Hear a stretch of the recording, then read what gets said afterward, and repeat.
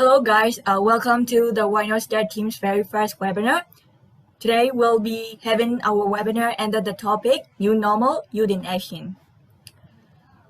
So you can start sharing the screen. Thanks for sharing the screen, and so we'll move on. Our YNOT team aim to many goals, and I will briefly explain about it.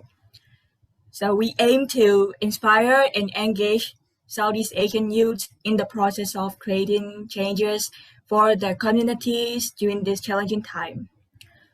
Before we get started on the session, we will start by introducing ourselves. First of all, this is Ivy, and I'll be moderating through the whole session. Now, we have 4 panelists, and they are ready to share their thoughts for the youth. They are Mr. Mimbai, Miss Nancy, Miss Quido, and Mr. Dianai. And this is the introduction time for all the panelists. First of all, Mr. Mimbai, can you please introduce yourself about what you do and what kind of field you're working in and where you're from? Sure. Thank you for your first introduction. So my name is Mimbai. I recently graduated with mechanical engineering from Stony Brook University, New York. And currently I'm serving as the Director of Engineering for Kids Myanmar, which is a STEM education center. And it started 4 years ago in one of the leading and earliest STEM schools in Myanmar. And also I recently founded Taipan Hat, which Taipan literally means like science. And we aim to educate the children of Myanmar for computer science and coding and artificial intelligence, targeted to all levels of socio-economy classes. And another one is I'm currently coaching IELTS as a freelance teacher. So yeah, those are the 3 works I'm currently up to. Thanks for your awesome introduction. And moving on, Miss Nancy, what about you? Can you introduce yourself, please? Yeah, thank you so much for that. Can you guys hear me okay? Okay, perfect. Hi, my name is Dong Zhang, or you can call me Nancy. I am a student at Brown University studying biology with a special focus on immunology and oncology. At school, my main focus is kind of doing research, a lot of research on pediatric cancer. I work at a lab, I work at a hospital, and that's kind of like my specialty. Outside of school, I co-founded YNOT this past March with a lot of YC fellows, and currently I am directing YNOT as a whole, including this very team YNOT Start. And yeah, I'm very, very excited to meet all the panelists today and talk to all the participants in the room. Thank you so much for having me. Thank you so much for your introduction. Next, I would like to invite Ms. Quindo to introduce yourself. Okay, so hi everyone, can you hear me? Yes. Yeah. So firstly, I because of some technical problems, so I cannot use my laptop, so you cannot see my really beautiful background photo that the organizing team already prepared for the panelists. So hi everyone, again, my name is Quinn and I'm 27 years old. And I was born in Hanoi. So, and I really love Hanoi. So if you come to Hanoi, just let me know and I can show you around. And so I graduated from Foreign Trade University, and I also joined YCLE Academic Fellowship in 2016 with a team related to civic engagement. And coming back from that, I also like founded some activities and some projects in Vietnam. When I was back to Vietnam at the time, and one of my project maybe you have ever heard about, which is 2030 Youth Force Vietnam Network.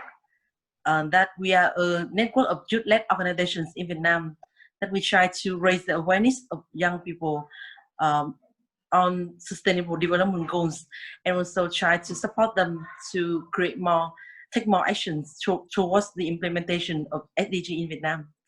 So it's my really great honor to be here today, and I hope that we can exchange the knowledge, and maybe after this we can keep contact and keep taking action together. Yeah. So thank you. Thanks, Ms. Quidun, for your awesome introduction. Well, last but not least, we have Mr. Dianai for the introduction. Can you please introduce yourself? Thank you, sis. Am I audible? Yes. Yes, okay. So I'm Zianai, you can call me Zach. And I'm a 4-year student at University of Yangon, and I'm studying law. I'm working at Asian Law Student Association. So it is an international association for law students only. And currently, like we have 17 national chapters. That is our membering countries.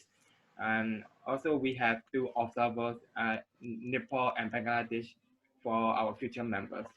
We also have ESA Myanmar, and ESA Myanmar is established in 2016. And before I work at ESA International, I work as a president at ESA Myanmar. And currently I'm taking part as a director of STEP, which is Student Training Exchange Program. So I'm conducting internship programs for the law students Asian-wide, and also for internship and training programs. So if you are law students, if you are from Asian countries and you want to know about our association or any of our programs, you can hit me up, and maybe I can explain more about my association in further session. Thanks, Mr. Dianai, for your awesome introduction. So, thanks to all of the participants and panelists for taking your time to join this webinar.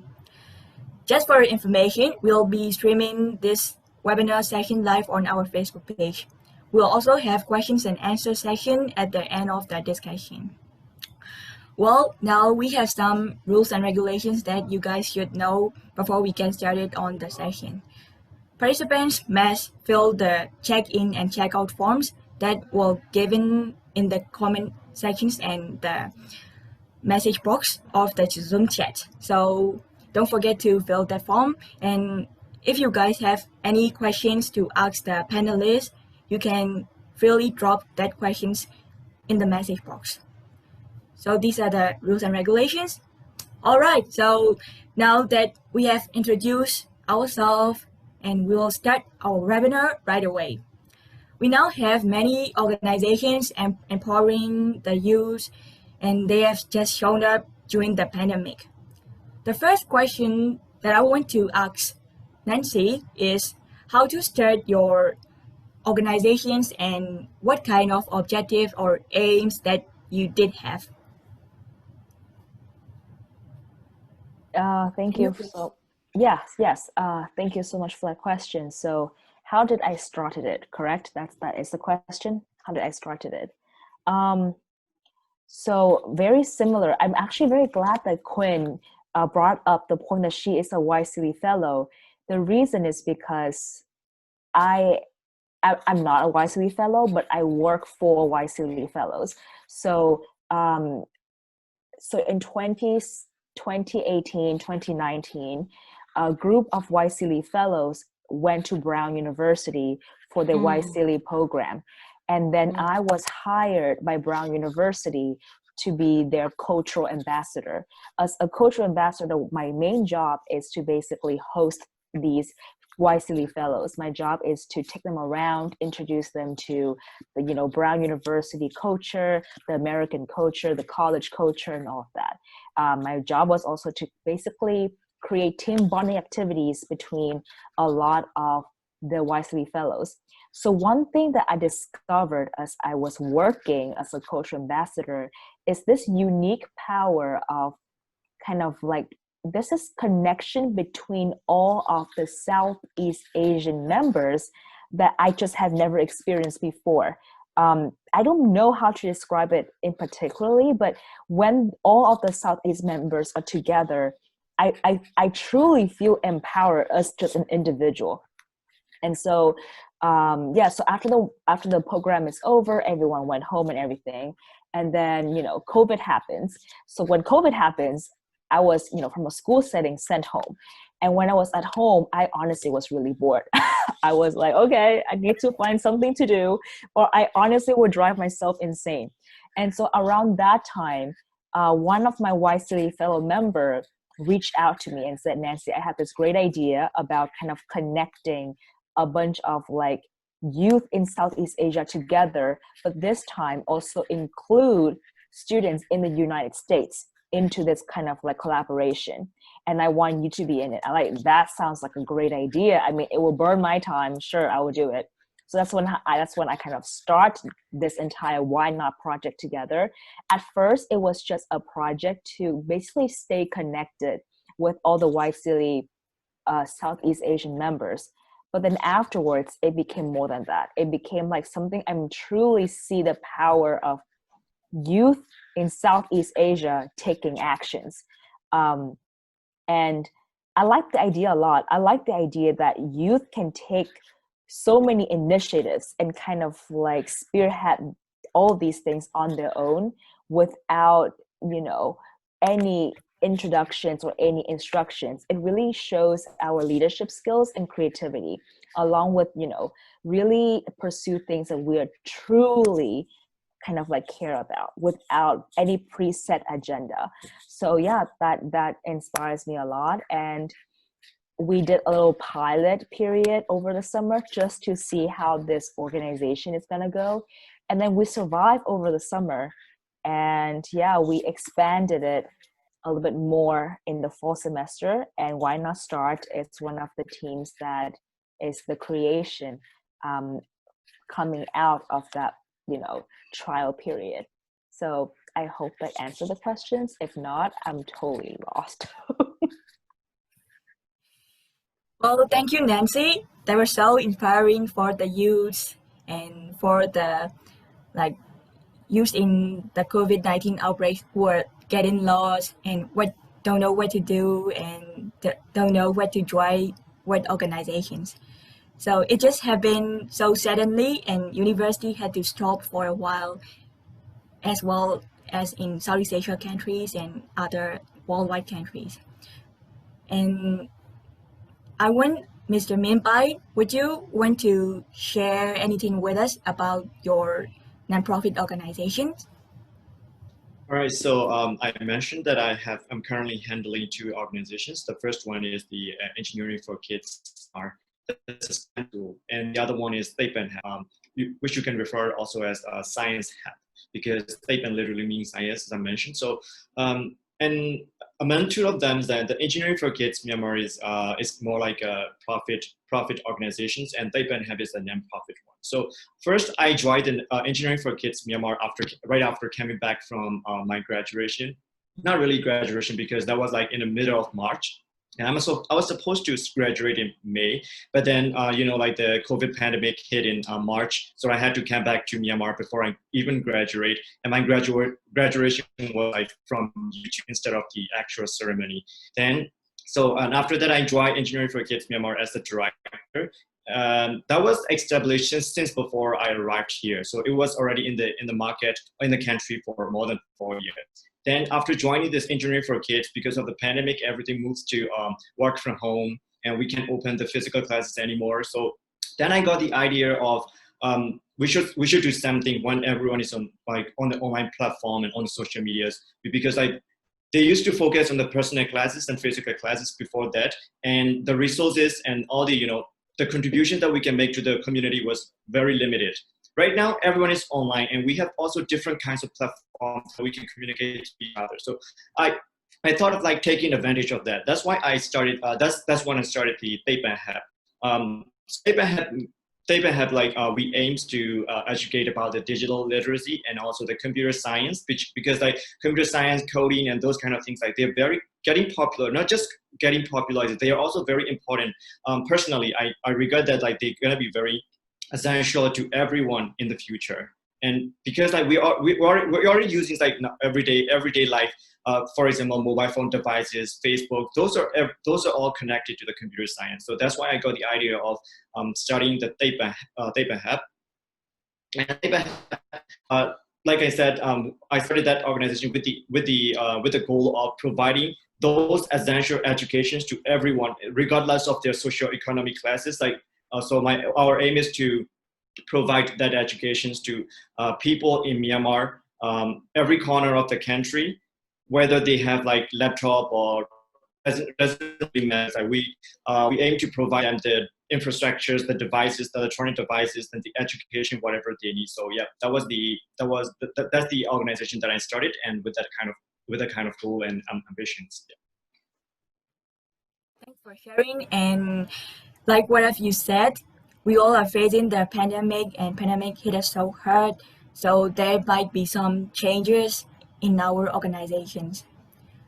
And can you guys please share with us how things might have changed for your organizations since we are restricted to the outdoor activities and we moved on the online platforms, and we have gone through many digital transformations and digital platforms and so on.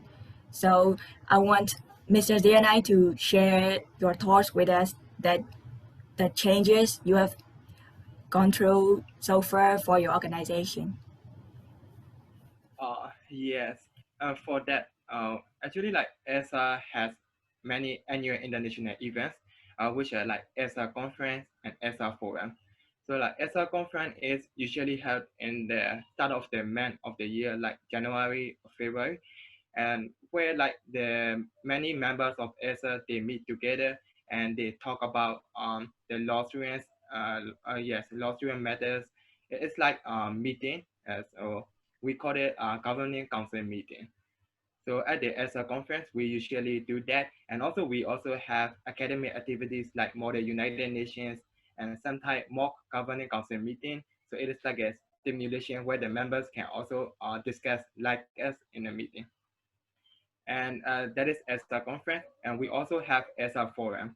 So it is usually held in the maybe in July and August, usually in the middle of the year, and it is the same, kind of the same like the ESA conference, but the only difference is that we hold ESA forum before the end of term of ESA, and yeah, so it is to like wrap up everything that we have done within one term, and yeah, to submit executive summary, etc. So when COVID happens, we have many difficulty in hosting those international events because we usually host the event at the host country. But when the COVID happens, the host country cannot hold the event physically anymore. So they have to switch the virtual platform. And yes, our, the benefit of our international event is that many students will come and they will have a broad network because they will meet students from Asian wide. So that is one of our main goals, like to make friends and to expand our professional network. But with virtual platform, it's quite difficult because it is quite difficult to communicate with people from Zoom where there are like hundreds of joining and you can't really talk them to face. So that is one disadvantage. But in our last event, we also find many benefits as well. We don't have to pay expenses for the event anymore because we use Zoom platform, and yes, we also don't charge fee for the registration, so many members can join, and yes, we got more engagement because when we normally do the event, we ask for registration fee like a couple of hundreds of dollars. So yeah, when we do that on virtual online, no registration fee is needed. So yeah, many members can join, and also like about the professional networking and branding, we have many ice-breaking sessions, and also we have debrief sessions so that member can talk and communicate each other. So yeah, that go also quite well. So, oh yeah, we have both pros and cons with the current changes, but we I believe that organization could change into virtual platform and make you more use of it so that we could engage our members and make more programs which benefit for them. Well, thanks for sharing. And we all know that pandemic is making some changes through our organizations, and we are now using some remote working culture, and maybe some of the students would now getting used to it. Moving on, can Miss Queen Do, can you share your opinion on this?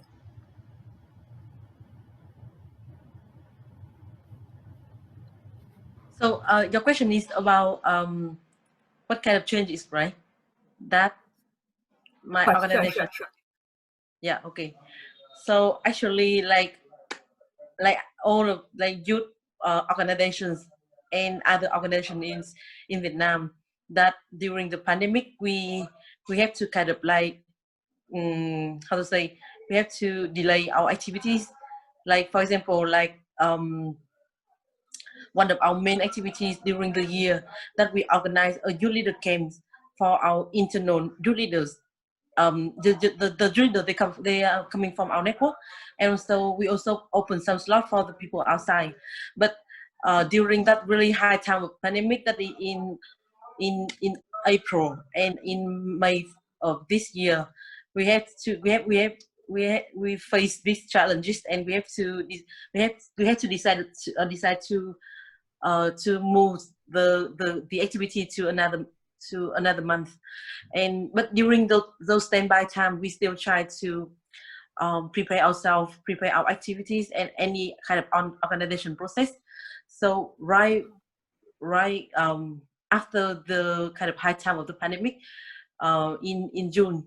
So after May, in June, we already tried to organize the activities, and that those camps really already make a lot of good impact to our participants and also our network. So one of challenge and change is that we have to really be flexible and like be flexible in our schedule and ready for any risk or challenges that may come to. And the second change is that, so like other organizations, we also have to work online a lot, and this leads to one really big problem, that is our member, they are not really feel connected. They don't feel connected, like they work offline before. So we have to, how to say, to find a lot of activities for internal bonding online, so people can they still keep the spirit and also keep the motivation to work in the network. And one of the change and also the challenge that I think we already got from the pandemic is that there are other ways to solve the problem. So for example, like when we find it difficult to raise the funds or raise the sponsorship for our activities, we have to think other way, like that yeah. So the pandemic makes us to be more creative and be more how to say, be more active, yeah, in our normal way of thinking. So I think looking back all of those challenges and all of those experience, I think they are all really good, invaluable experience for us as a youth organization and as an individuals as well. Yeah. Thank you again for sharing. And like what you have said, we have gone many changes through the digital platforms. Like we are now doing the webinars, and most of the organizations are also holding so many like a conference or webinars or something like that. So I know all of you guys are young leaders of your organizations. So you will have met many challenges through your working experience. Now, I want to know, how did you guys overcome those challenges? Miss Nancy, can you share your experience with us? I feel like I'm the least qualified here to talk about this, since like all these amazing panelists have like years and years of experience on this already, or at least have a couple of more years more than me. I'm looking at you, Min. You graduated before me, so you know a bit more experience than I do. But before that, I want to say mock trial and model unit nations. I think Zach mentioned this. Yes, highly recommend. I've done all of them. Like, I think I grow up doing model United Nations, and it really kind of like train a person to, you know, be outspoken and kind of have that leadership performance. I think I commend you for doing that. I think that's amazing. Okay, sorry, back to the question before Ivy really kicked me off as a panelist. What were the challenges that I faced, and how did I overcome it? I think the biggest challenge for me is to balance life and work. Sounds so already so old, but no. I understand that, you know, all of you guys have a lot more challenges. I think a lot more things to balance. Just as we age, we just have more things on our plate that we need to do. But I think I learned it like the hard way, that I need to take care of my body and my health first and foremost before I pursue any ideas. If you don't have, you know, especially in this pandemic season, if you don't know how to, I guess, prioritize your health above all, you really are not running a marathon. You're not sprinting a sprint or sprinting a race that you will eventually die out within a very short period of time. What you want to do is you want to be able to carry out this passion, this dream, this organization, whatever that you do, for a long period of time, sustainably, you know, effectively and productively. And in order for you to do that, I learned that I need to take care of my mental health and my physical health, and learn to balance that with work. You know, I really think that, especially in this COVID-19 season, you're in front of the computer all the time. There's no separation between work life, you know, personal life, work life, relaxed time, sleeping time. Everything is in front of a computer. And so over a few months of the summer, I really learned how to set boundaries, and I really learned how to take the time to recoil and to really think for myself that, you know, this is my relaxing time. I turn off notifications, and I really take the time to myself.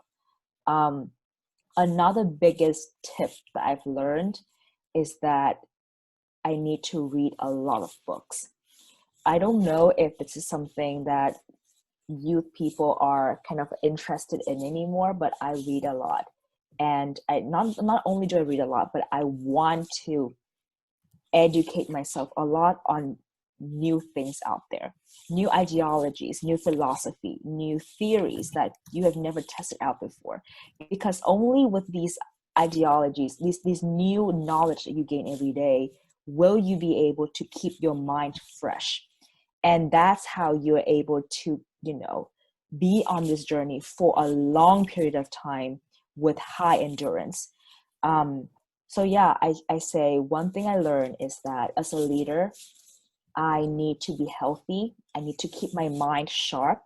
I need to be mentally stable in order to carry that responsibility and kind of like bring my team with me. As a leader of an organization, I realized, you know, if the leader is down, the team is lost. And so first and foremost, you need to keep yourself in a position where people can look up to you for help and support. And you need to basically help yourself first. That's a very long answer to a very short question, but that's a very hard question. So that's the answer. Thank you. Thanks, Nancy. And I totally agree with like what you have said.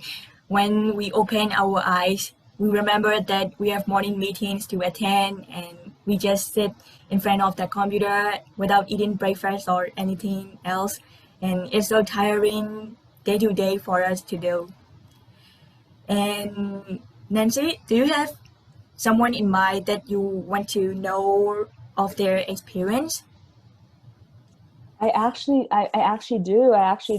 I want to ask my fellow United States graduate and your experience with, the challenges that you face with this new organization, like the two organizations that you're heading. Okay. All right. So thank you for asking. And actually, like even though I'm a graduate, it doesn't mean that I'm far ahead of you, because I know like you're a junior right now, right?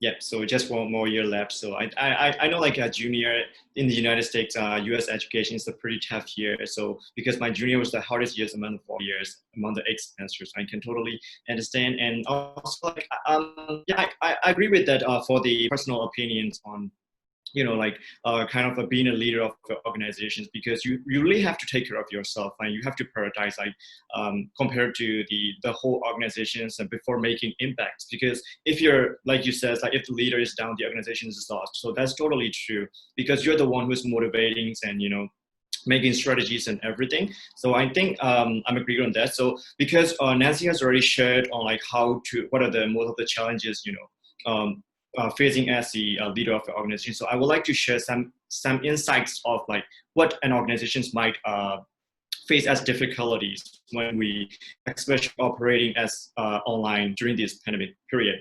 And there are two organizations that I'm leading right now, which is Engineering for Kids Myanmar, and I think I should prefer a science hub, because here we have international audience and participants, so that might be easier. So that's gonna be science hub. So I will refer to science hub. So for science hub, that's a nonprofit. So I want to focus more on that. For science hub, we just started like 3 months ago. And 3 months ago, and we have so far touched around 400 students all over the country. So like I mentioned before, our main target is the students all over Myanmar. So we have to deal with people from different corners and different socioeconomic classes. So that I have never dealt with them before, because mostly I lead youth organizations. So youth means that we are in the same, almost like in the same communities. We have the common backgrounds, and we have all the technical knowledges. So it's not that hard compared to the science hub that I'm working right now. Because science hub, we have to deal with parents who doesn't really have what technology is and how technology is. So first, how we did is like we have to first educate them how it is important and let them know the awareness of it and the importance of it. So that, because like I'm not sure about other countries in Myanmar, parents don't really care about the extracurricular activities if they are not the mandatory curriculums adopted by the government, right? Or like limited by the policy. So that's the mindset of the people here, because they only care about marks and how to get high scores in the exams and those kind of things. So don't really care about extra work. So that's why we have to educate them first. It is important. And then it comes to the technology part. When it gets to the technology part, even for most of the people in the city areas, they really had like accessibility to the technology. That's why it's harder for the people in the rural area. So how we do is that we have to contact them manually. We have to use the phone calls, and we have to contact them, Viber, instead of using the Google Drive or Google Suite or those kind of things. So it's like the processes are more complicated than dealing with the youths or dealing with people who are already familiar with the technology. So yeah, that's one of the most challenges that I have been encountering for running the science hub. So yeah, I think it's also an interesting point, because we get the data like how people are really far away, and not everything we are seeing at the moment is everything happening in the country or everything happening everywhere. So we get the geographic data and everything. Those are pretty interesting. So I would like to say is like right now we have a lot of youth organizations from different fields and focusing on different areas of expertise. So I think it should be great if we can start with a very small step and then expand it to a larger community, and try to be inclusive. I think that should be great. That should be great. I think by then we can reduce the differences between different levels of communities, and we can impact better effects and create a better community. That's my opinion. Yep. Thank you. Thank you guys for sharing your awesome experience. And it's always good to see such talented people overcoming these challenges and talking in our webinar. Next, you also know that you would notice that during this pandemic, a lot of organizations like YNOT Start Team or YNOT campaign team came out to the public where you mainly do the leading and find the opportunities.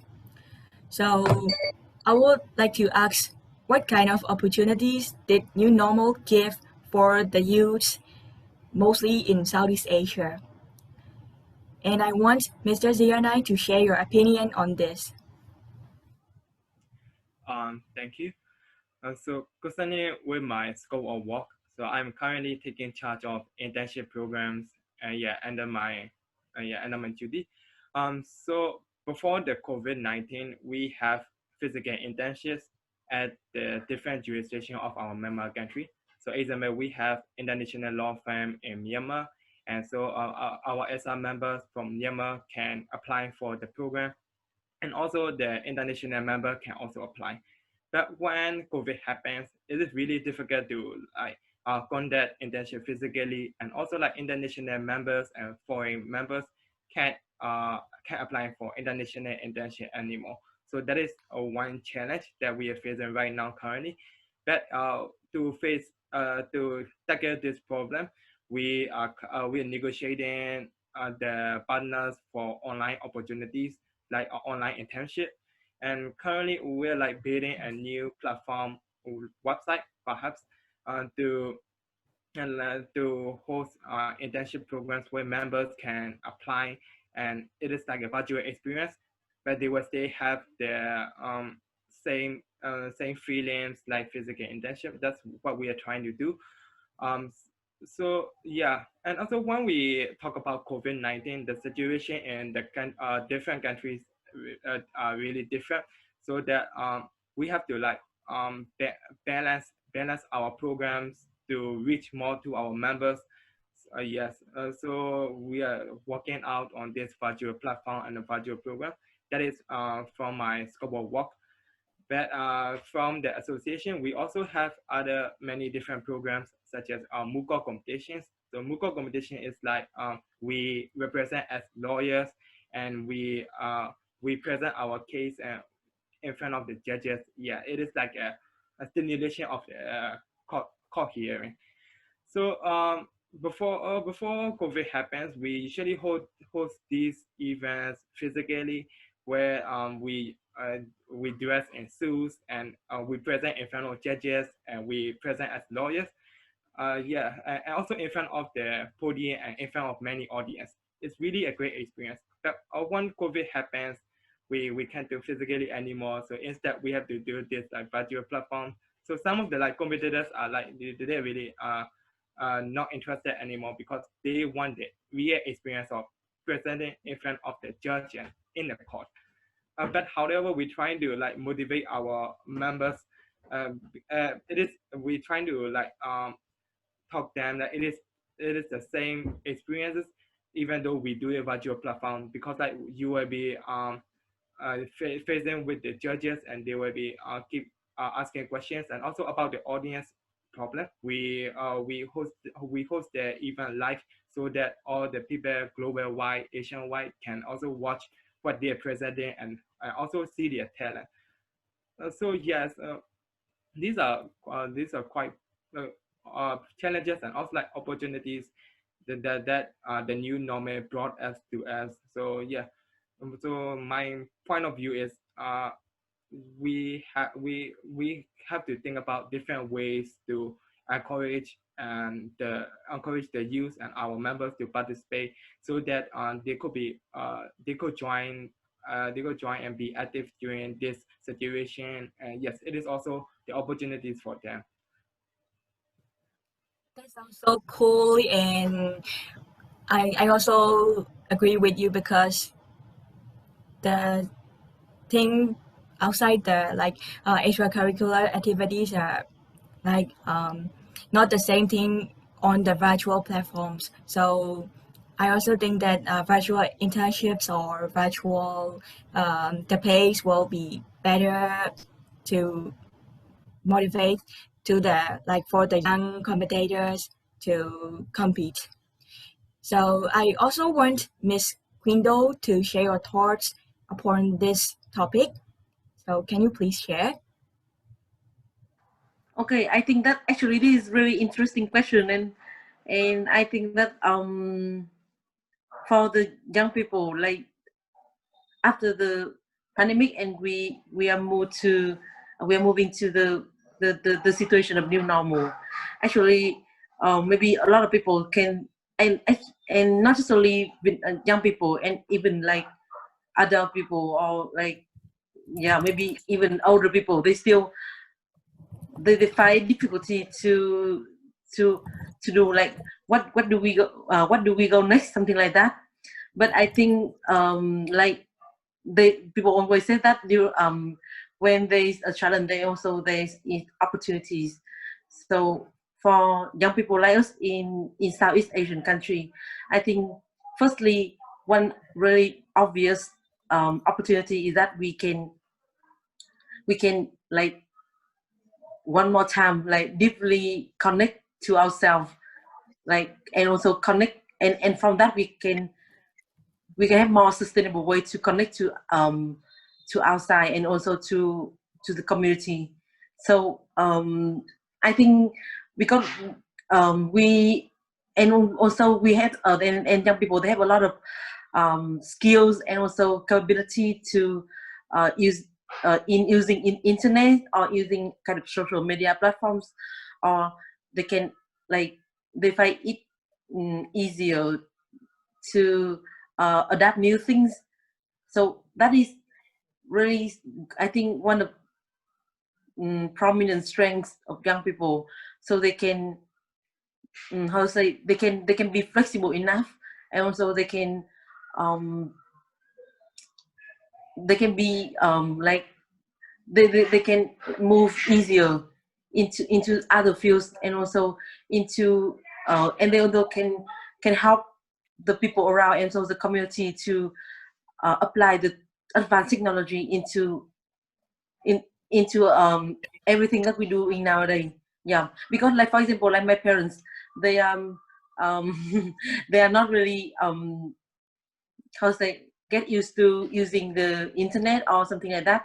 But during and after the pandemic, I see a kind of rising trend in using more like mobile phone or something like that in Vietnam, and from that, a lot of like young people, they have the chance to really utilize their knowledge and skill to help their parents, and so they can, from that, maybe they can create more any ideas or any invention or any kind of like initiative or any kind of application that they can help to like minimize the gap between the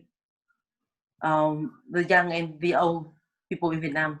So so in short, I want to say that I think we still can see the opportunities that the new normal open for young people like us, especially related to the time, and also the when the time, and so the technologies, and also a lot of things go online. So we also have the chance to access the knowledge more easier, and also one more thing is that we also can find it more connected, yeah, to see each other, like we are in this webinar. Yeah, so that is some of my sharing. Thanks, Ms. Wait, Guido. wait, sorry. Before we move on, sorry, Ivy. Before we move on Yeah. to the next question, I actually want to comment a little bit on what Ms. Kundo said.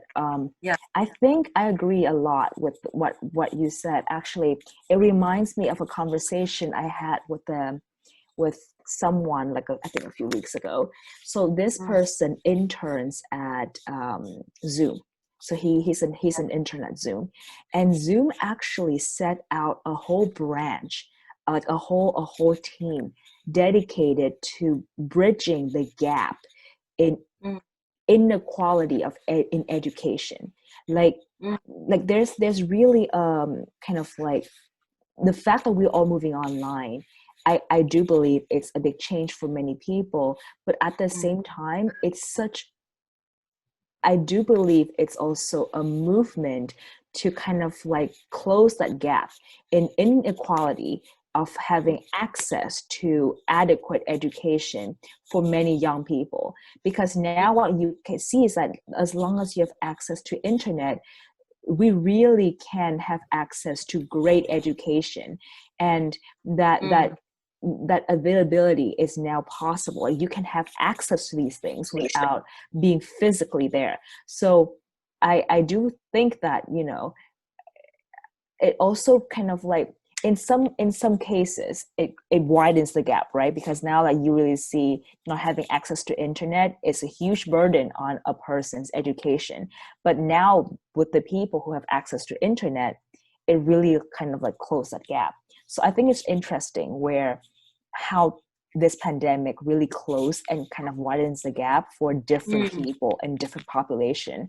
And you mentioned this with the old generation as well. Like they feel disconnected to us, whereas we feel more connected to each other. Like the fact that we're all here right now sitting and talking, that's not going to happen. Let's say had this pandemic not really kind of be that trigger factor. So yeah, I think it's I really I don't know where I was going to follow up on that, but I think you brought up a really cool point. Yeah. Okay. Thank you so much for sharing your opinion. Yeah, I think so. Actually, when we think about the pandemic, maybe we often think of something negative or any disadvantages. But yeah, thank you so much for the organization team for bring up very interesting question. So we already share some. We can think of some way to look at the bright side, I think. Thank you guys for sharing, and like you all have mentioned, new normal actually give us opportunities and motivation to get on the digital platforms and go through the virtual experience. Well, we'll now move on to the next question according to the time limitation. You all are now the youths who are leading the organizations in different expertise and different fields. So I want to ask that how did you able to organize and get people to go on board with so many initiatives, and how did you organize the young leaders and young influencers in your field? So I have realized that to establish a successful nonprofit organization, you would need provision management and motivating your members and also the leadership skills. Well, I want to know that how did you able to manage those some kind of big organizations to get on board? Can you guys share your opinion starting from Mr. Zayana? Yeah, thanks. So currently, actually, like I am the follower in my current association, so I'm not the leader. So that's speaking. So in this period, what I have to do is I have to commit myself in my work because I have many desk assignments to do, and they also have deadlines. So yes, I have to keep myself busy at work. But in the meantime, I also have to like take care of myself because this period is really important to take care of the mental health as well. Not really focusing on part of the work, not being productive all the time is also fine. So that's my personal suggestion. You can also sometimes take rest and do your hobbies or anything you're interested. So currently with my working, I have one head of the department. So she's really inspiring, and also she's always checking with the assignments and also the text I have. Uh, mm, yes, actually, like so during this period, you should really keep motivated all the time and be focused on your work, and then you could do really well. And yes, in our current association, we have like tracker system. So when we have the assignments, we put it there, and also we put our deadlines, and yes, also our current status and the progress, how we're doing this, yes, and what are the challenges we're facing. That is a really great idea because like without reaching out, we can know that how the members of the international board are doing with their assignments. Like the senior positions can check whether their followers are doing well with the assignments. Do they need our help or do they need anything, etc. So that is really a great system. So that my another suggestion is that when you are currently working at this period, it is really difficult for you to like talk to your colleagues physically. Like yeah, it's quite difficult to reach out to them in this period. But my suggestion is don't be afraid to reach out to your colleagues. You should you should be more opening with your work, and when you need help, you should just go and ask for the assistant because yes, that's one way to collaborate and also to perform your work. If you're like struggling alone, like you with many deadlines, that there will be that's not beneficial for you and also for the organization. So yes, yes. So stay connected with your colleagues, your members, and also your heads, your manager, etc. So yes, by doing all of this, maybe we could organize really well and perform well. Yeah, that's my suggestion.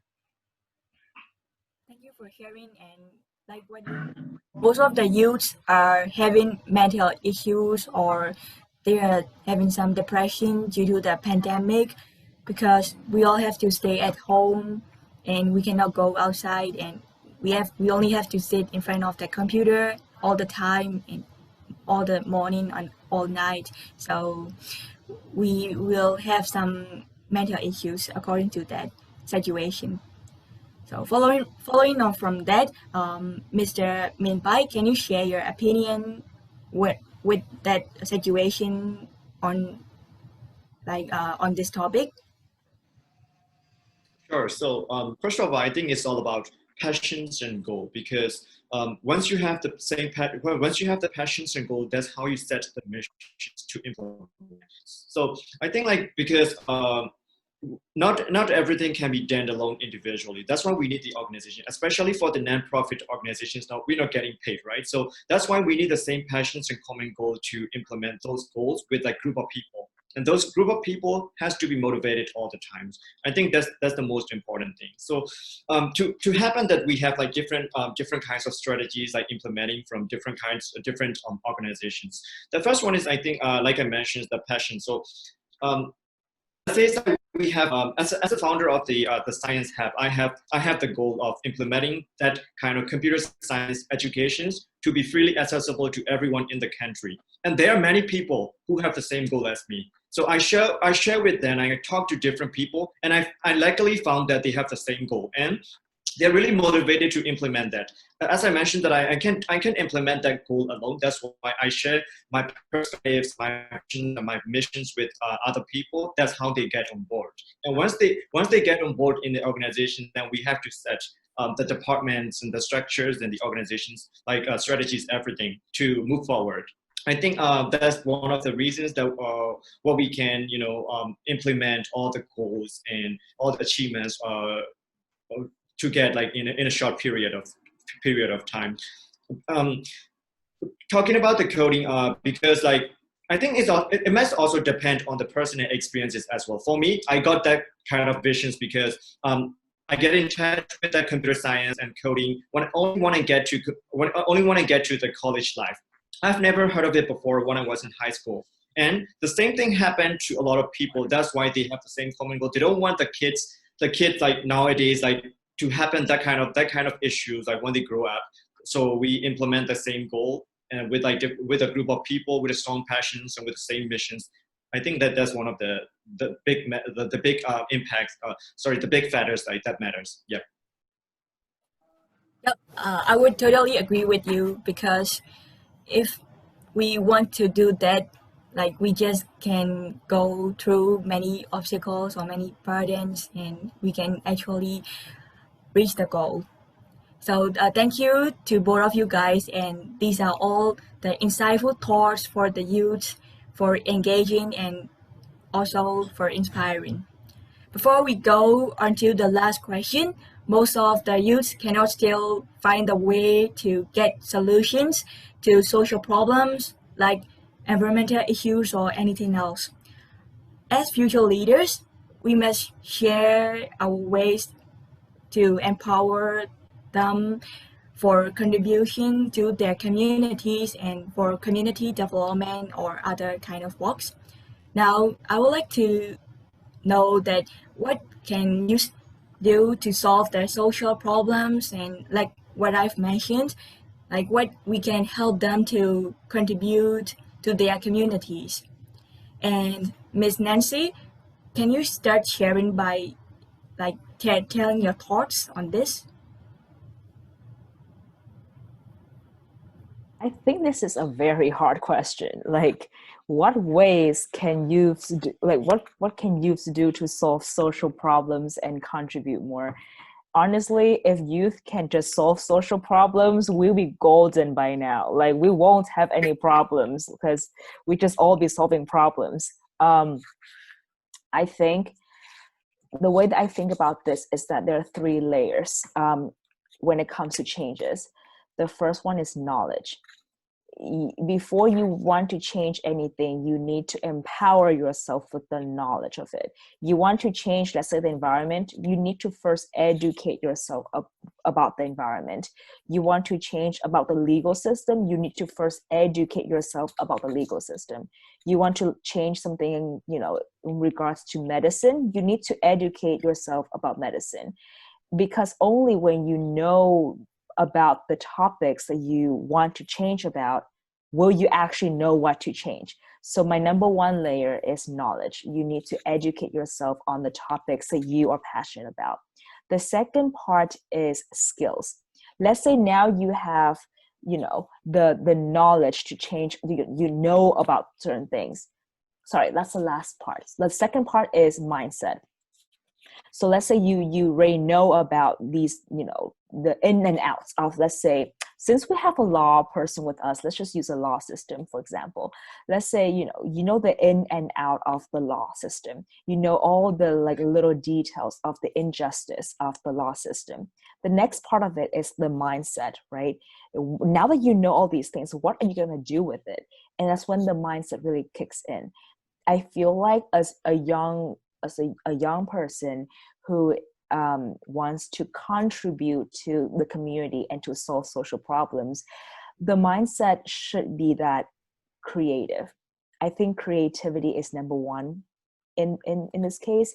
And the second thing that I always carry with me is an adjective that really describes me as a person is audacity. To have the audacity to think ambitious thoughts is really important. And as young leaders, I really think there's no limit to that.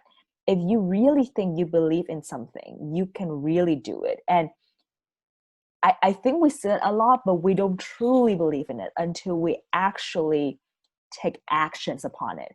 And this is when the third part comes in, the skill set. Let's say you are someone who is really knowledgeable about the legal system. You have the mindset to change the legal system, but you don't have the skill set to change it. Then how are you going to do it? So the last part of this problem is kind of to basically empower yourself by giving yourself more skill set. Things like how to, write a speech, how to write a paper, in this case, I'm still using a legal system as an example, how to, actually, confront the legal system, how to bring up court cases, how to analyze it. These are all skill sets that you need to know in order to tackle the smallest thing from the ground up. So whenever my philosophy when I designed YNOT as the entire organization is that I have 3 layers to it: knowledge, mindset, skill set. And these 3 comes basically hand in hand with each other. You cannot separate one, isolate it, and try to change the community just by doing one aspect of the triangle. It carries with a person, that triangle, and only when that triangle is fully balanced and have kind of like being enriched from all sides will changes happen. So to answer your question in short, what can youth do to solve social problems and contribute to the communities? Number one is to educate themselves about social problems. Number two is to have a positive and optimistic mindset about these problems. Think that these problems can be solved. The next kind of subset to that is kind of have the audacity to have an ambitious take on this problem. And the last part of it is to train yourself with the skill set to actually make the changes. Sit down, make an action plan, make a timeline, make something, start small. But these are all skill sets that you need to have in order to actually make the changes on the ground. So again, that's a very long answer to a very short question, but I hope that subsided. Thanks, Nancy. And it was so like I didn't know before you have said, because like it's that like one of the inspiration for the youth who would like to contribute in their communities and who want to start the nonprofit organizations or something like that. And can you please nominate another panelist before I decide who to call and who to share their thoughts? So can you please nominate another panelist?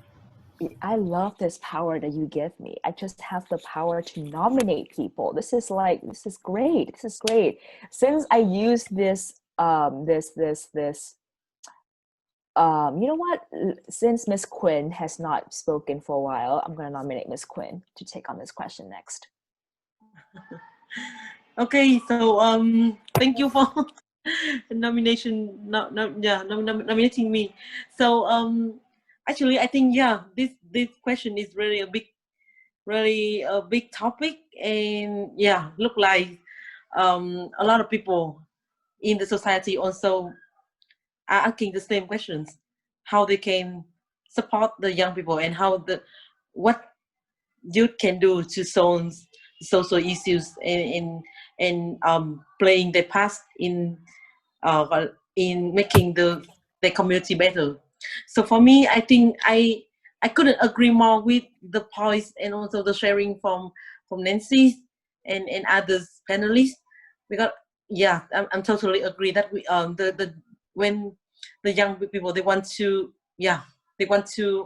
make a difference in something, they need to have knowledge, mindset, appropriate mindset and skill set for that. So that is I think that is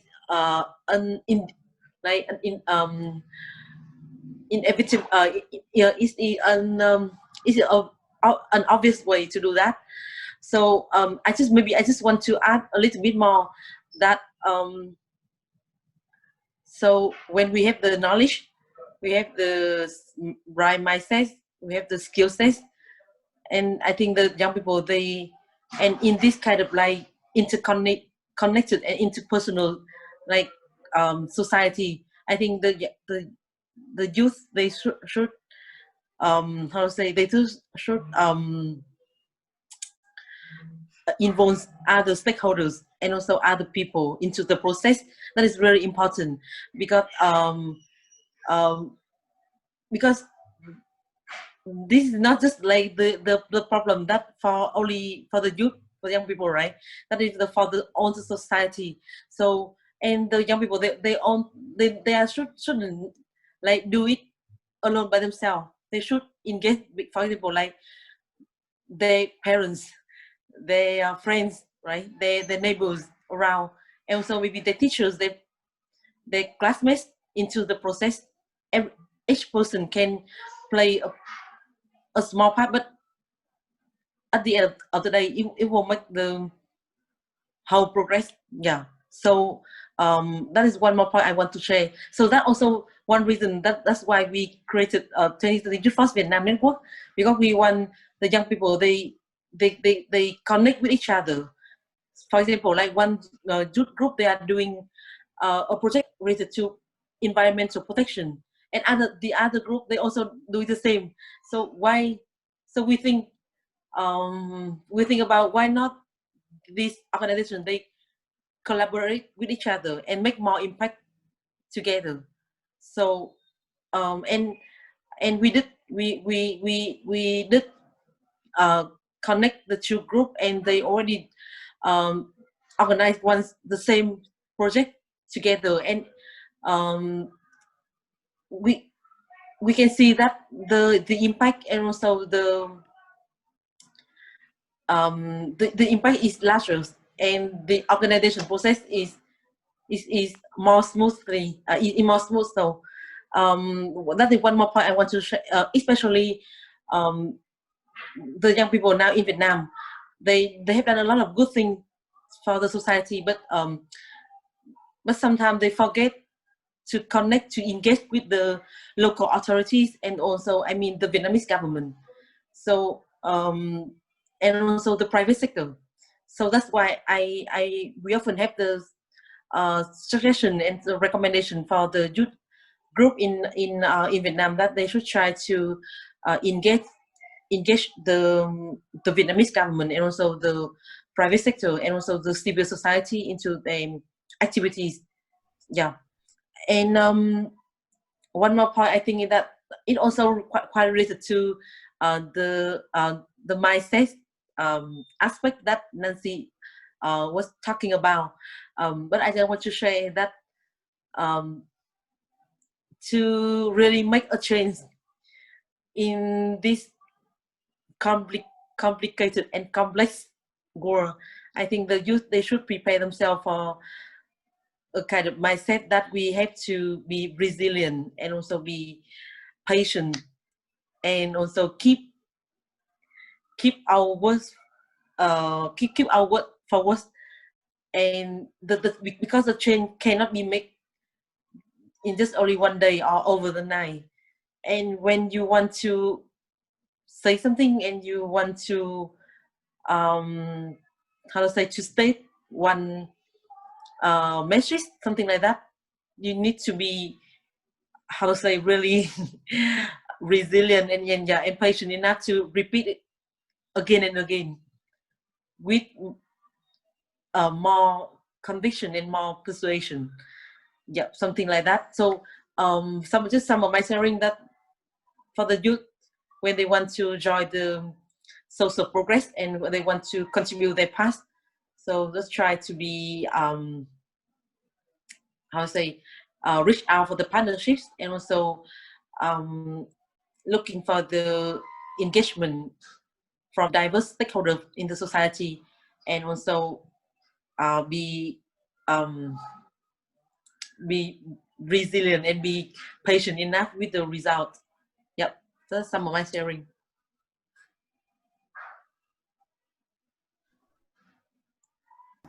Sorry, thanks for sharing, and it's really like good to hear that, because collaborations are really good for the young people, and it can be something very big eventually. Like, why not team? We all are from different countries and different time zones, but we are on board, planning to make something big on the like digital platforms and virtual platforms.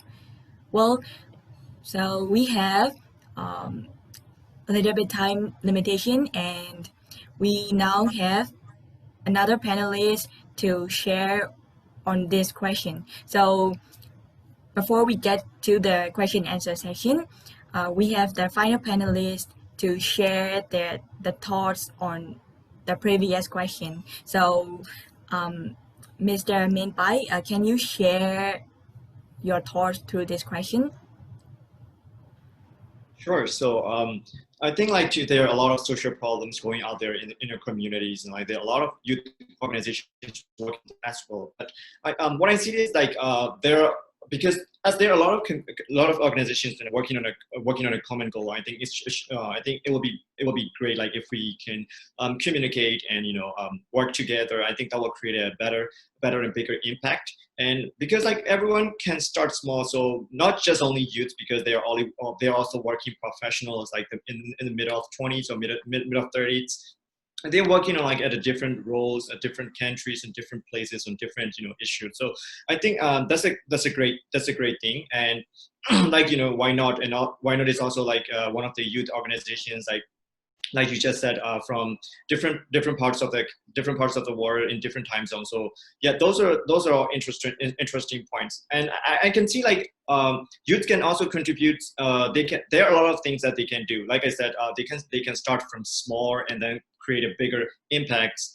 That's how I call like the circle effect. You can start in the middle of something, then you can expand it to a bigger level. You can start from your community, and you can go to a bigger level, like your town and your city, your country, and you can even impact globally. So like creating impacts in a community doesn't mean that you don't have to be Bill Gates, you don't have to be Elon Musk to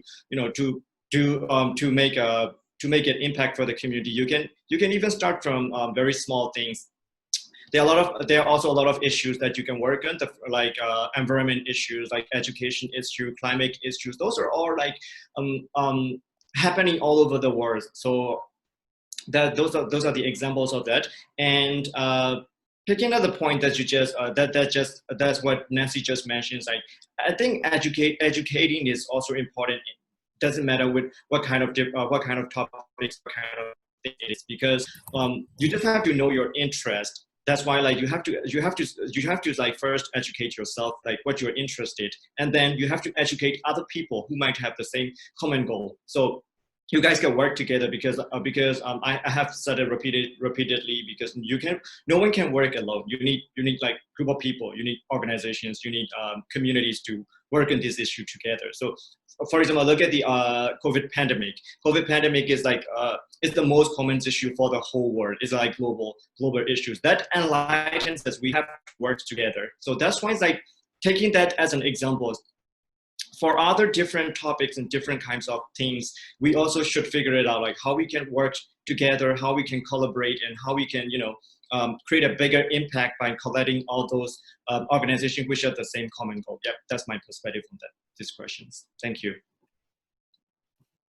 Thanks, Mr. Minbai, for sharing those like insightful thoughts and inspiration for the youth, and maybe for the ones who would like to start the nonprofit organizations and other like organizations, like environmental organizations or something like that. So, well, finally, this is the time for the participants to ask questions directly to the panelists.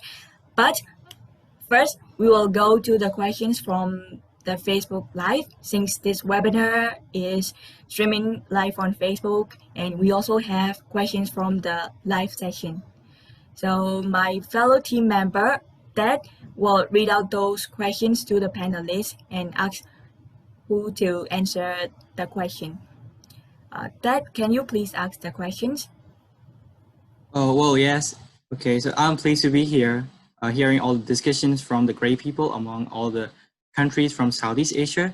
So one friend from Vietnam who is watching through the Facebook Live of our STAR team, he asked that, do you think this new normal concept will somewhat replace our perception of normal from now on? Which means, especially when we are in the information technology boom and coming out from the COVID-19. We now have some information the world has seen or the world have found a vaccine from the COVID-19. So this new normal concept will still be useful in the new normal after the COVID-19 and information boom. And do you think youth movement in the future will head towards more virtual events along with traditional real world activities like we used to?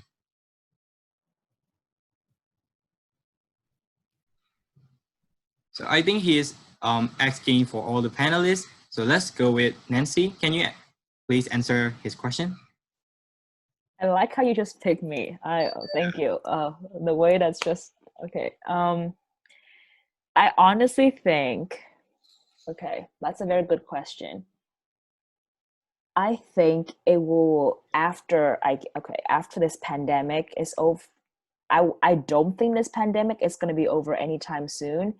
And the reason why I say that is because even though the vaccine is having positive reviews, 90% I think positive reviews with many positive results, the next part about this vaccine thing is like the distribution of vaccine. Who gets to decide who's going to have the vaccine? Who gets to decide how much the vaccine is going to be sold at what price is it going to be sold at? So I don't think this pandemic, thing that we are living in will end anytime soon. However, I do have hope that it will get better. And so when it does get better, my first initial thought is I honestly think we will enter in this period of time where we'll have a hybrid system going on. Virtual system, virtual online sections will still exist. However, in-person contact will reoccur. And the reason is because as much as I love to hang out with you guys over Zoom, there is that connection, that bonding that we cannot have, as we have in person. And for that reason, that in-person bonding will return. It will return. People will at one point prefer to see, touch, smell each other. It sounds really weird, but like be in person, be in each other presence. I think that's going to be the new normal. I feel like now that we discover the strength of virtual Zoom and having everything online, we won't get that. We won't, I don't think we will let that go away. The fact that so many things are now more productive online, I think we will find ways to sustain that and then add back into that the in-person aspect of it. And it will eventually become a hybrid system, which I strongly believe will become the new normal. But yeah, that's my take on it. Well, thanks, Nancy. So, do you have any further questions, or do you want any other one to share on this question? Yeah, I have another one, especially from from the same friend who is streaming our live section of Why Not Start, and he heard that before the answer the question and section, and all the panelists mentioned that in establish or in implementing a project, we need to educate ourselves skills and passion. And he asked, do you think youth movements in the future will head towards more virtual events along with traditional real activities? Apart from ideals and passion, what are the most important skills do we need to work virtually and combining it with the traditional ways? Yeah, he seems like he want to go farther. What skills mean, as we have many aspects when it comes to skills category. So yeah, what skills do we need the most to combine virtually and most traditional ways in the future for the youths? I guess I'll take this question because since I brought up the skills part of this entire thing, I think number one skills that youth, especially in the 21st century, that we just now need to know has a lot to do with coding, computer science. And for that part, I will eventually yield the floor to Min, because I think Min, you really kind of like know the importance of it since you have the entire kind of organization dedicated to it. But I honestly believe that knowing, I won't say everyone needs to know how to code. It would be great if you know some aspect of it, or at least understands the significance of it and the power that it can unlock. Because especially now that you see we are transforming to this age where technology is everywhere and it's honestly leading our lives. So another skill set that I believe we can empower ourselves with is the ability to know how to have access to technology and to be on top of it as opposed to be behind it. And I'll yield the floor to Min. All right, thank you, and thank you for mentioning is about like how computer science and coding is getting important nowadays, because that's what we have been trying to tell people, like not just people from internationally, also people from our country. So yeah, that's true. I think like new normals like make people notice that how technology is really important in our world. For example, like people in Myanmar, they're not really familiar with technology. Like for example, let's say it's like average people, and like once the pandemic happens, for example, the thing is like food pandas. That's a food delivery application. So let's imagine like without pandemic situations or without COVID, I don't think that can be like it will get popular this much without COVID-19 situation. But when it happened and we can really buy like things in person, and there's only one option left, which we can only deliver, which we can get only like get delivered food, and that's why the food delivery platform is getting popular. So same concept applies, and I think like after COVID-19 period, we will get to like the hybrid kind of situation like Nancy mentions. We can fully go online because there are a lot of other things that we still have to do like in person, and we have to deal with physically. So for example, we use not sure about other countries, but in the most of the developed countries, they already have online learning system for the education. But then it never replaced the whole education system to be online. And there are a lot of other physical classes going on. And so I think that would apply, the same concept will apply for other fields as well. So, and there will still be other, things that we have to deal physically, and most of the things will move on to online, because we already find out that which can be done online, like saving times and energies, and efficiently we can perform efficiently. And some of the other things, they will still be like in person. So talking about what kind of skills we need, yeah, technology is the most important thing, like I mentioned. So computer science, you don't really have to know how to code or how to program, but I think all the people, they have to understand at least how it works, the concept of how it works. For example, let's say we use Facebook, social medias every day. And have you ever thought of like when you search something on Google and seconds later that kind of things pop up like in your news feed, or like in Instagram news feed or in your stories? That's how the algorithms work. Algorithm is one of the computer science thing too. So that's why you need to know like how to use this properly, how to use this harmlessly, and how to protect your privacy. Those kind of things are all popular, all important. Another one is that I think freelance working will be more popular, because people know how to work remotely, and how they can work different projects at the same time, not just one full-time work. And that culture will be more important. So maybe you can try to study graphic design skills, or like coding skills, or translating skills, those kind of things. I think there are a lot of things to explore, and get familiar and get educated. I think those are all the skills like the youths today can practice to adapt the new normal. Yep, thank you. Yes, I also have a few to talk. So I both agree with the both panelists with their opinions. And I also think that the virtual platform, they usually have limitation and borders to what capabilities we can do and what capacities we can do. Because as I've mentioned before, like doing MOOC code with virtual platform may be quite different experience with doing physically. So these are some challenges. But if we know about the technology and the computer science, like both the panelists have mentioned, maybe we can further choose alternative ways of how to use the scales to make the use free what they should have felt the same as the physical events.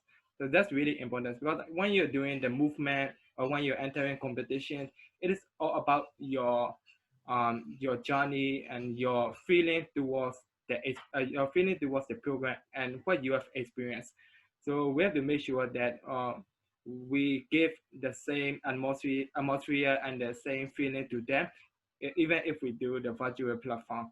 The same goes for movement and any awareness, online campaigns, etc. So we should really focus on, yes, what we want to give to the participants, and yeah, and also how how they will feel after their program, anything, etc. Yeah, that's all. Yeah. So thank you for all the answers from different panelists from different countries. I hope the person who asks questions will get any visions and some comments on his question. So as we have very little time till we ended our live section, I have picked 2 questions from the Facebook live section. So the one is also from the Vietnam, and it is a specific question to Mrs. Kwando. Yeah, so for Mrs. Kwando, how does 2030 Youth Force Vietnam provide network and provide training for youths? Like, what are the activities and what format? I think he wants to know what that organization works for and how it run. Can you please answer this? Okay, sure. So thank you so much for one question related to 2030 for Vietnam. Actually, I can any one of you can come to our fan page 2030 Youth Force Vietnam for more information. But I can share a little bit that so we also a project, but our project is a kind of platform. Yeah, that's like a kind of virtual platform that we end up kind of like a community that we want to create for the youth group, I mean youth-led organization in Vietnam, that they can come and they can connect with other group members, and also they can connect with other like experts or advisors or any kind of supporter that our network can bring to the youth groups. So with that kind of goal, we already organized kind of like regional meeting for the youth group, so they can have the meeting with other groups that in the same region with them. So we have 3 regions in Vietnam: the northern region, the central region, and the southern region. And we have different coordination board at, regional coordination board at each region. So every quarter, so we have the regional meeting. So the youth group, the group member, they can come to that meeting and they can share their difficulties or any kind of they plan in the next month or something like that with other groups and share with the board of coordination as well. So from that, if they have any difficulties, they can ask for the support. Besides that, we also have the kind of like national planning meeting that we invite all the youth leaders of all 27 youth group members in our network currently to one place, and they can one more time they can learn from each other. They can exchange the knowledge of running the organization, and also they can gain more knowledge and more understanding or more skills. And also it's one time for them to networking as well. And about the training activities, because we also want to empower the youth leaders in these youth group members to be more powerful and to be more capable in what they are doing. So we also organize some kind of training activity for the youth leaders, and we expect that after the training, the youth leaders, they will come back to their organization and also train other people in their organizations. It's kind of like training for the trainer, so that we want to empower one person, and that from that person they can keep sharing the knowledge and also can keep making more impact to other people. So we for the training part, we organize the youth leader camps, as I already shared at the beginning. And so we had youth leader camp, we have youth leader talk. That talk is like kind of like just one day or a half day workshop that we invite the speaker or the expert or any kind of like youth expert, youth consultant to the talk and share about kind of like some thematic topics for the related to leadership or related to sustainable development goals or related to project management skill for the youth leaders. And so we had do the camp, do the talk, and we have youth leader share. That is kind of like one small internal community that we share the knowledge for the youth, for our group members. Yeah, and currently, if you can see on our fan page that we have one new activity, that is Youth Act for SDGs, that we want to localize, and we want to bring the SDGs to more Vietnamese young people. So we just finished one Youth for Act for SDGs in Lam Sơn High School, Lam Sơn Gifted High School in Thanh Hóa province. So we will try to do more of those activities this year to because we still can see that a lot of people, especially young people, they don't know about what SDGs are and what they can do to involve into the process. Yeah, so that's some of our activities. Yeah. So in my opinion, yeah, with the same race of coding, the SDG is quite popular these days among youth all over the world. So yeah, I think he was satisfied with your answer since you told me every detail about what youth forum you are doing right now. Yeah. Okay, so we're just run out of time for the live section, and yeah, so we'll stop the answer the question section for the Facebook Live right now. And yeah, Ivy, you can do the following part. Yep. Thanks, Ted, for mentioning me, and then we will end the live session right away. And I would like to say thank you for the live viewers who watch our live very active and participate our live very interactively.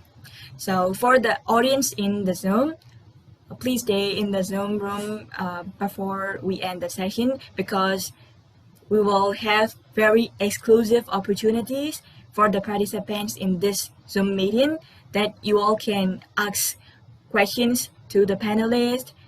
So if you want to ask a question, you can either write it in the message box, or you can just talk to the panelists directly. But just to remember, you can only ask one question at a time.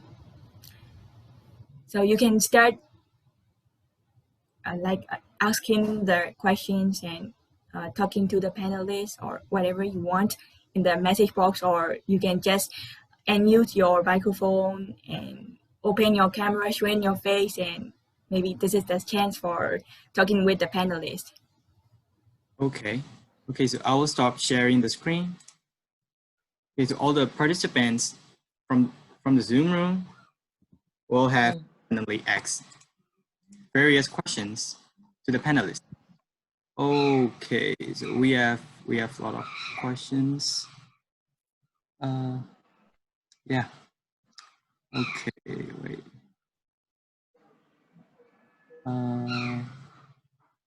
Okay. It's the one from it's the one from Abia Chen. I think she's from Myanmar. So she's thinking about, what should I do? One choice is that I didn't previously have to consider a non-part of my cognitive projects during this new normal period. Should I just forget my previous priorities, or are there any other ways? So is there anyone who would like to start sharing and answering that question from the panelists?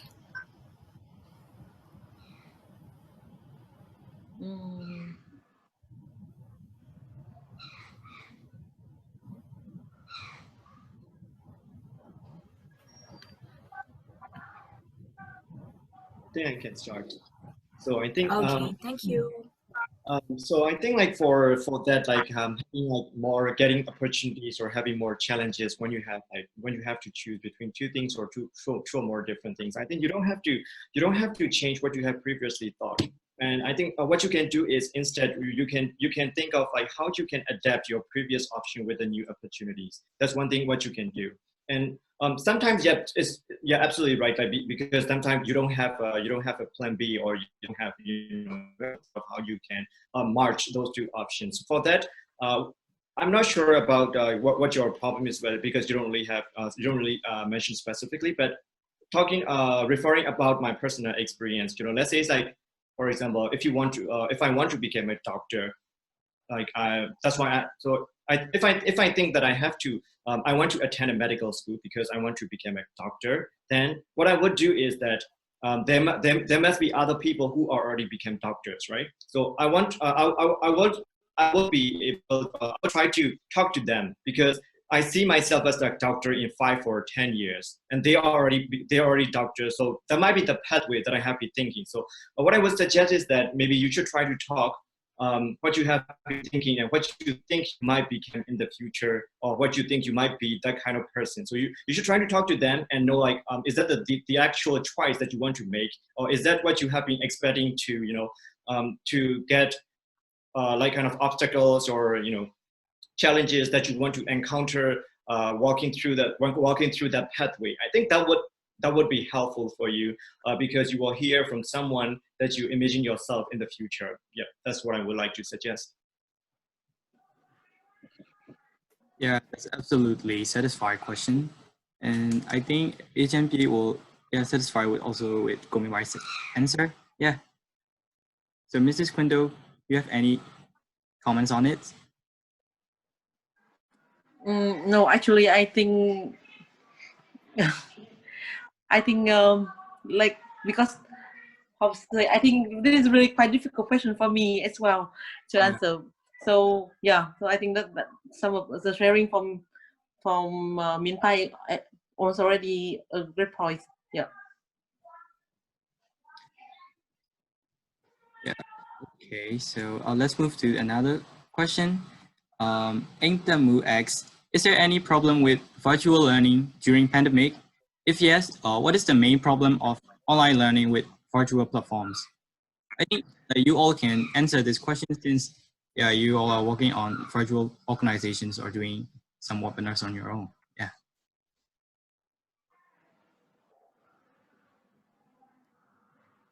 I think since Mr. Zianine is working on the virtual organizations and like virtual internship programs and something like that, so you can start sharing your experience on the virtual experience. Yes, about the virtual experience. So currently, like, we're trying to um, change our system to physical to online internship program. So we don't really have much obstacles with the partners. Like, they're willing to help us. For some of the members, they're wondering if they will get the same experience like the physical internship, because they want to get the atmosphere of working at the farm, sitting at the desk and doing paperwork, etc. So that is like the physically the skills you need to get before you become a lawyer. So you need to get ahead of the paperwork, and also do business case if necessary. So, yes, so when we do the virtual experience, we might not get those experience, but still we were trying to provide the technical skills, like um, working on a case and how to like settle the case, and like doing a research, legal writing, those will be covered. Yeah. So what I'm trying to say is that there's some scope that virtual learning or virtual experience can cover, that we still have alternative ways and the best way to find. So what we could do is we think of we think of pros and cons of using the virtual experiences, and if we have more pros, then we should use it, because it is the only way that is beneficial for the members, or like for you for now. Because like, if we don't use virtual platform currently, there's no better options we have. So we make good use of it, and also like implement the best way to provide to the members or to the users, etc. Yeah, that's all. Thank you. And how about Nancy? would you add some comments or the answers to this question? Yeah, thank you for this question. So the question asked, is there any problem with virtual learning during pandemic? Oh, there are so many problems with learning virtually during the pandemic. Number one, lack of motivation. I don't know about you guys, but okay, by the time that I sit there and I hear lectures, the third lecture, my head explodes. Like there's just something about the sound of this computer and the Zoom and the teacher speaking that makes me want to really just explode. I don't know. Me and sound doesn't go well together. That's number one. It's like, how do I keep it up? Like I can go to class, 3 classes in a row, and listen to like different professors talking, but sitting in front of a laptop listening to 3 Zoom lectures, oh my gosh, that's another level of like of concentration, right? So number one I have with Zoom or virtual learning is concentration. How do you keep up your level of concentration? Yeah, that's my biggest like problem with virtual learning. And oh, okay, here's the science part coming out of me. Do you know that sitting is now the new smoking? So if you sit for way too long, it will harms your lungs the same way that you smoke. Like there are scientific data out there that I don't have in my head to tell you guys, but it's out there. So you're basically asking students to smoking cigarettes by sitting here learning virtually. So the way that I try to go about it is I try to take walks once in a while. Every 20 minutes, I break. Every single 20 minutes, I stand, I stretch. Every 40 minutes, I take a walk around my house. It sounds so sad, but it is true. And then every hour or so, I start doing squats. Like, start really squatting. It really pumps the blood up your brain, and it gives you a little refresher. I try to drink a lot of water to keep up the concentration. And what else?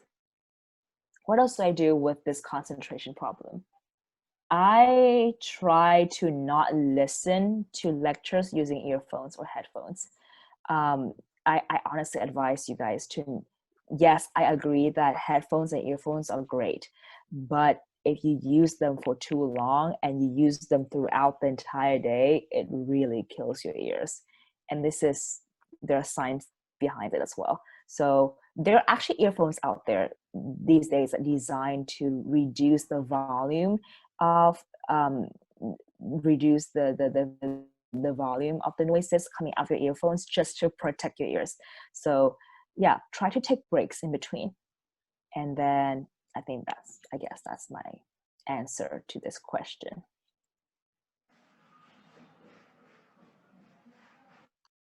Thanks, Nancy. So I think we have only 2 questions, right? Actually, I have a question. If you guys want to, if I can ask it, is that okay with you guys? Of course. Yeah. Sure. Yeah. So. Yeah, I'm really just trapping you guys into more questions tonight. Don't ask. More questions tonight. Questions from you make me nervous. Don't ask. You should be scared. All right. So yeah, basically going off that topic of like kind of keeping motivated during like this new normal.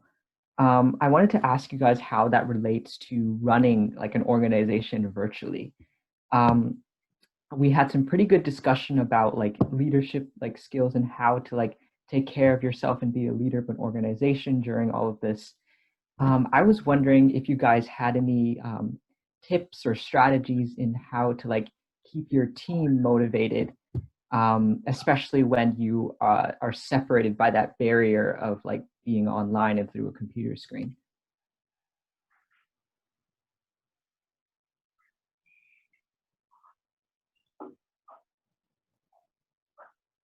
Maybe I can go first.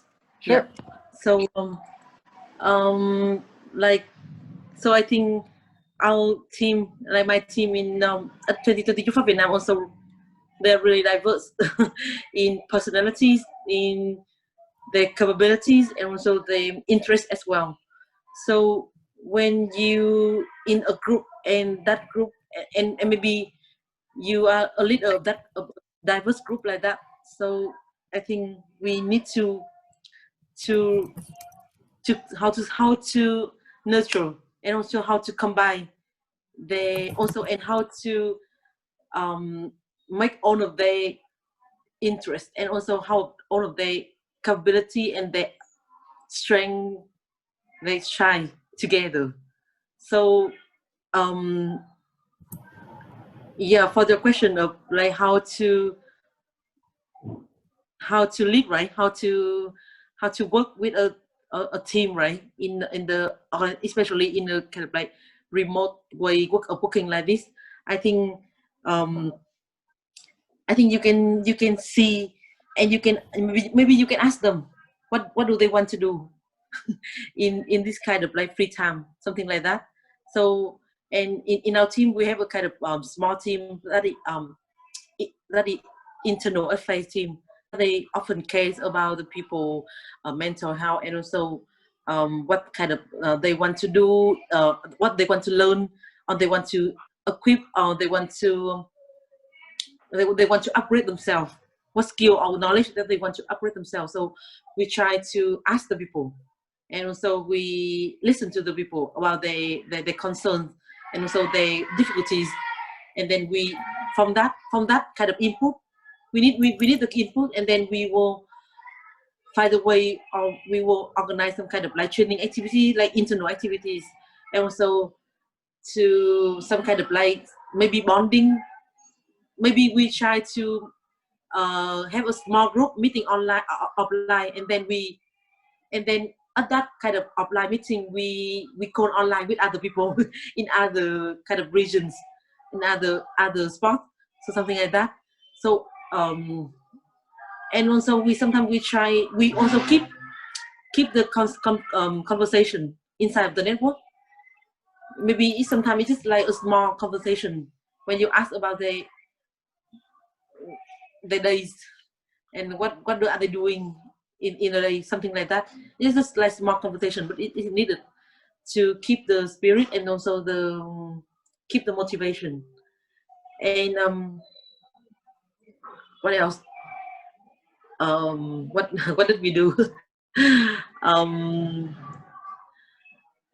so we also try to like often send some kind of birthday gift. Maybe it's just a kind of like a birthday song or something like that. We sing it by ourselves, or we make a video clip for the other people, other team member. But it shows that we really care about our team members, so they know that this place is for them to come to work and to thrive. And yeah, and about the working, like we also try to, like in 2022 for Vietnam, we have a kind of like empowerment way of working. That the leader, they often leave the space, leave the room for other team member to do, maybe to make the mistake, and then to learn from that mistake, something like that. Yeah. So the people, the team member, they will even though they are working from far away with us, but they still can feel the connection, and also they can feel that they can learn something from here, and they can gain something from here. And especially we are here for us kind of like the same mission, the same purpose. So that is the kind of like ultimate point that we keep repeating, that about our mission here. So at the end of the day, and sometimes people, they feel lost, or they feel busy, or they feel overloaded, but they still they feel find the motivation and find the spirit to stay. That is a really long story, and a lot of work to do, I see. But I think with different group, maybe they will it will have different way of manage the group. So I think you can justify your own answer maybe much better than some of my suggestions. Yeah. Yeah, thank you for, yeah, I think it was very well said, Gwen. Yeah. Yeah, I think definitely there's a lot of different strategies, and I think it also really depends on what experiences that you guys have had, and that's also kind of why I want to kind of hear this from the rest of everyone at the panel, because I know you guys have had different experiences, and this might mean that you guys might have different strategies as to how to keep your group engaged. Yep, I see. Okay. Hope that some of my sharing already satisfy your answers, your question. Yeah.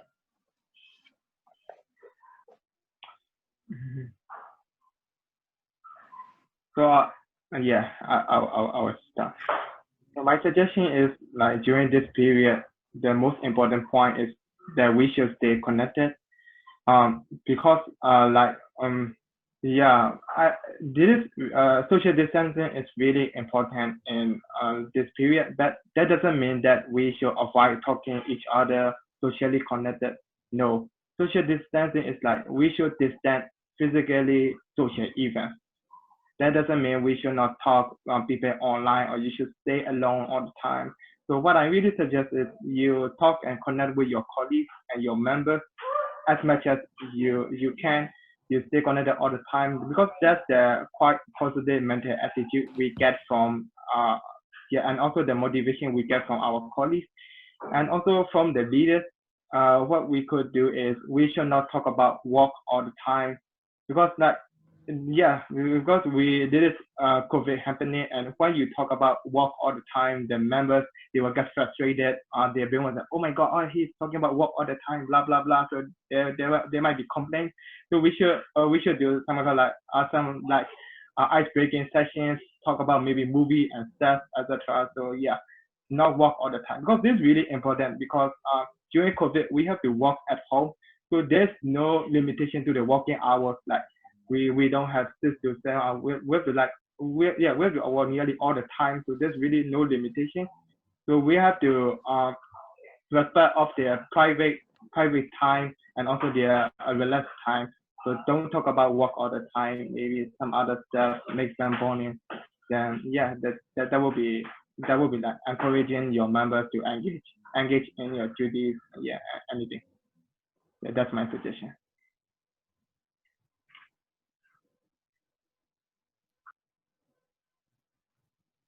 So thanks, Mr. Zayanai, for answering and giving the best answer and sharing your suggestion to all of the participants.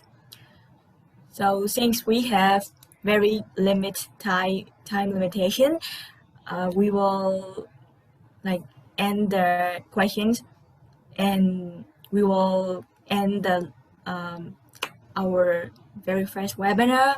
And before we ended the session, we will take the photo with all of the participants and panelists. So I want to say that please open your camera to show your face, and just we will take the memorable photo and we will share it on Facebook. And so yeah, so can you all please turn on the cameras?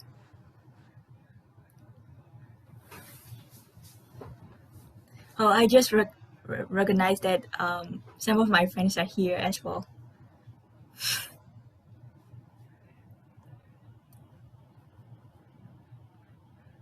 Okay, so we will wait for some participants.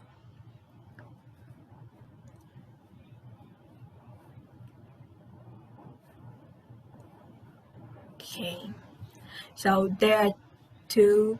Okay, so I will take the photo. So I will count to 1, 2, 3, and okay, we will start taking. So 1, 2, 3, smile.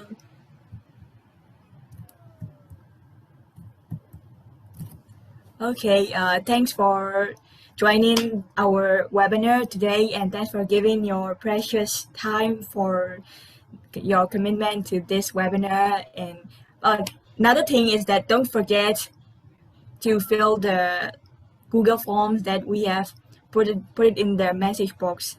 So please don't forget for the participants to fill the checkout form.